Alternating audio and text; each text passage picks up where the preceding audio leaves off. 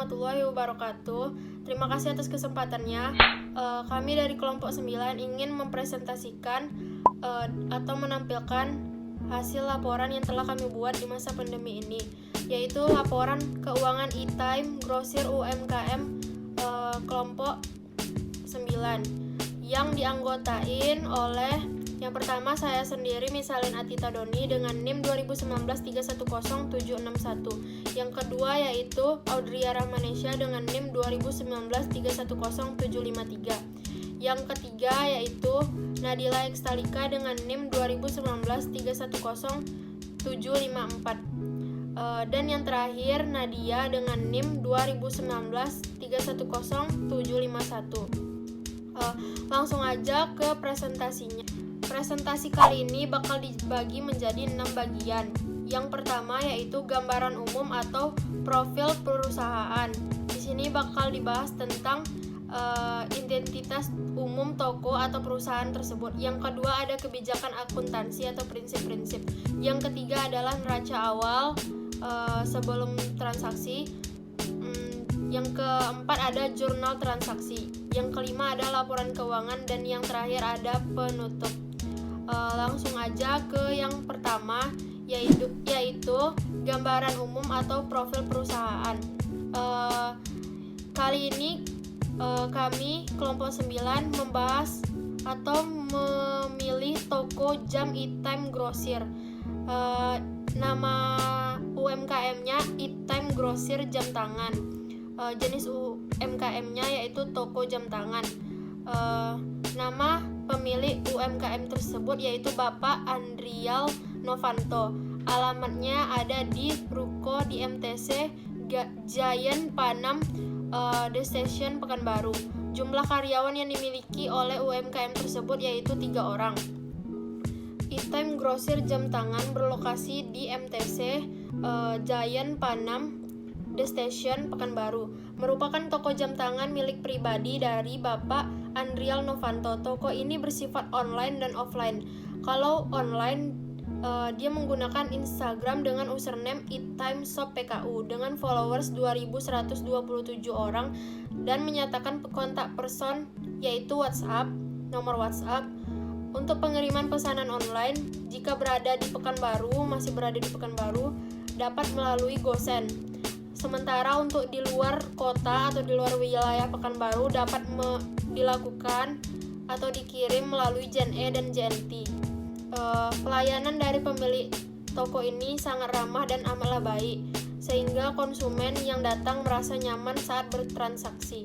Sedangkan untuk konsumen UMKM ini adalah orang yang berwilayah di Pekanbaru dan di luar Pekanbaru karena mengetahui toko ini dari Instagram.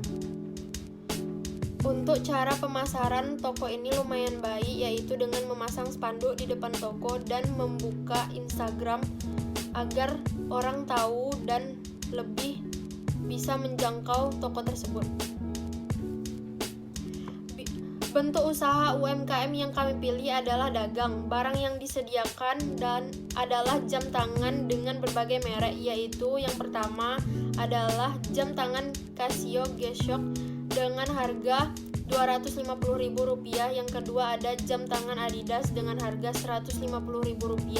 Yang ketiga ada jam tangan Digitech dengan harga Rp350.000. Dan yang keempat jam tangan Lorenzo dengan harga Rp250.000. Yang terakhir ada jam tangan Daniel Wellington dengan harga Rp370.000. Proses akuntansi yang dilakukan UMKM e-time grosir jam tangan melakukan pencatatan alias transaksi keuangan yang terjadi dalam bentuk nota jika diminta oleh konsumen dan digolongkan sesuai jenis yang diminta oleh konsumen. Saya Audria Rahmanesha dengan NIM 2019310753. Saya akan menjelaskan tentang kebijakan akuntansi. UMKM e-time grosir jam tangan menetapkan kebijakan akuntansi sebagai berikut, yaitu berbasis SAK EMKM dan metode akrual basis. Akrual basis sendiri adalah transaksi yang dicatat saat periode terjadinya transaksi, menggunakan jurnal khusus untuk mencatat transaksi. Menggunakan metode perpetual, melakukan penyusutan nilai gedung dan peralatan Metode perhitungan depresiasi aset tetap menggunakan metode garis lurus. Menghitung persediaan menggunakan metode FIFO, yaitu first in, first out. Selanjutnya yaitu neraca awal. Ini adalah laporan posisi keuangan periode 1 Mei 2020. Yang pertama, aset lancar ada kas sebesar 25 juta rupiah, kas di bank sebesar 40 juta rupiah, piutang sebesar 5 juta rupiah, persediaan sebesar 40 juta 150 ribu rupiah, perlengkapan sebesar 350 ribu rupiah, sewa dibayar di muka sebesar 14 juta rupiah. Selanjutnya, aset tidak lancar yaitu peralatan sebesar 31.650.000 rupiah dikurangi akumulasi depresiasi peralatan sebesar 9.138.522 rupiah dan total asetnya 140.011.478 rupiah. Dan selanjutnya ada liabilitas yaitu utang gaji sebesar 3 juta rupiah dan ada ekuitas yaitu modal sebesar 144.011.478 rupiah. Total liabilitas dan ekuitasnya yaitu 147.011.478 rupiah. Terima kasih atas kesempatannya. Saya Nila Ekstalika, NIM 2019-310754 akan melanjutkan presentasi dari kelompok 9. Saya akan menjelaskan tentang jurnal transaksi. Yang pertama ada penjualan tunai. Pada tanggal 3 Mei terdapat transaksi penjualan tunai dengan jurnal kas pada penjualan sebesar 14 juta. HPP pada persediaan sebesar 12.250.000. Yang kedua, pembelian tunai. Pada tanggal 5 Mei terjadi transaksi pembelian tunai. Jurnalnya persediaan pada kas sebesar 8 juta. Yang ketiga ada pembelian kredit. Pada tanggal 10 Mei terjadi transaksi pembelian kredit dengan jurnal persediaan pada hutang dagang sebesar 9.600.000. Selanjutnya, pembelian perlengkapan cermin dan stand jam. Pada tanggal 19 Mei terjadi transaksi pembelian perlengkapan cermin dan stand jam dengan jurnal perlengkapan pada kas sebesar 120.000 dan tanggal 19 dengan jurnal perlengkapan pada kas sebesar 360.000. Selanjutnya membayar gaji. Pada tanggal 15 Mei terjadi transaksi membayar gaji dengan jurnal utang gaji pada kas sebesar 3 juta. Selanjutnya ada membayar utilitas dengan jurnal beban utilitas pada kas sebesar 4.500.000.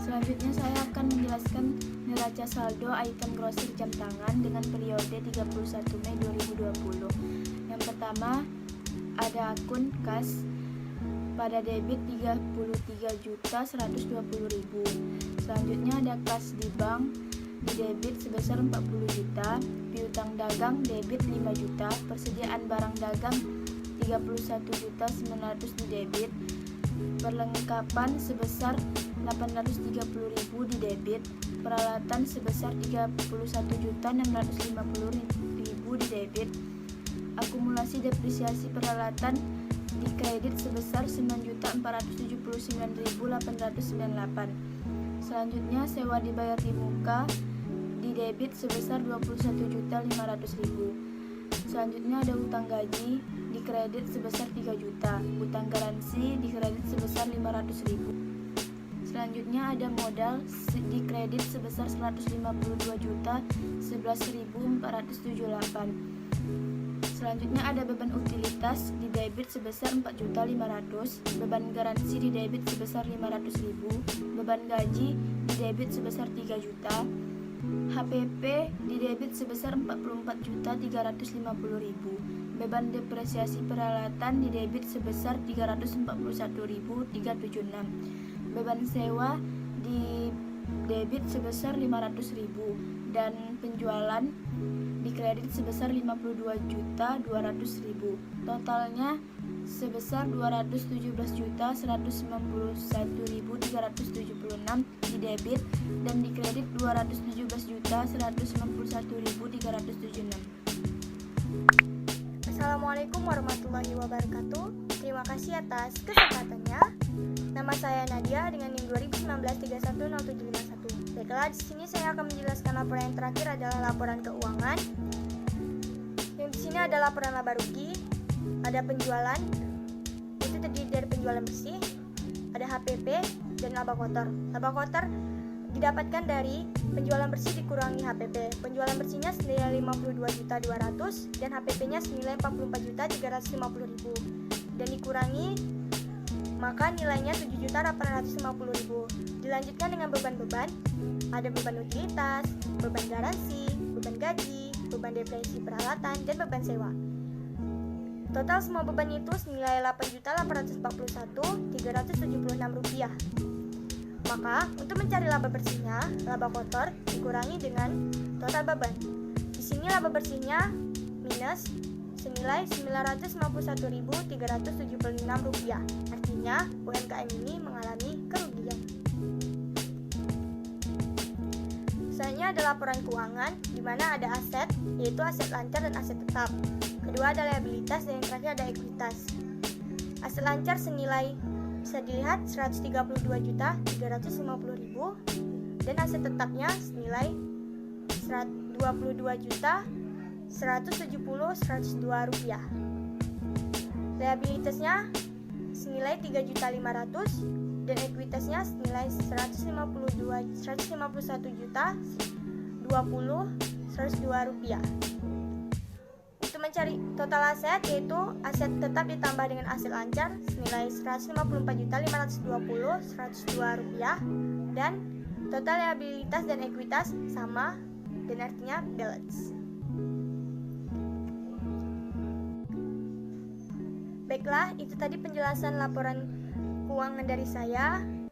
Saran dari saya bagi pembaca ataupun penonton, ada banyak kekurangan dalam penulisan laporan keuangan ini.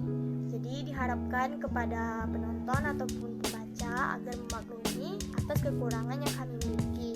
Karena kami juga sedang belajar dalam menulis laporan yang baik dan benar. Terakhir ada kesimpulan di mana pada pencatatan keuangan ini menggunakan metode yang sudah tercantum di dalam laporan.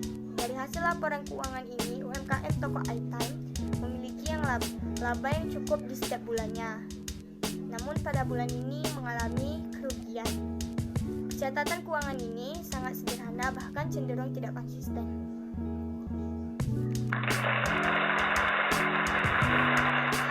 Itu tadi presentasi dari saya. Apabila ada kesalahan ataupun kekurangan, mohon dimaafkan. Assalamualaikum warahmatullahi wabarakatuh.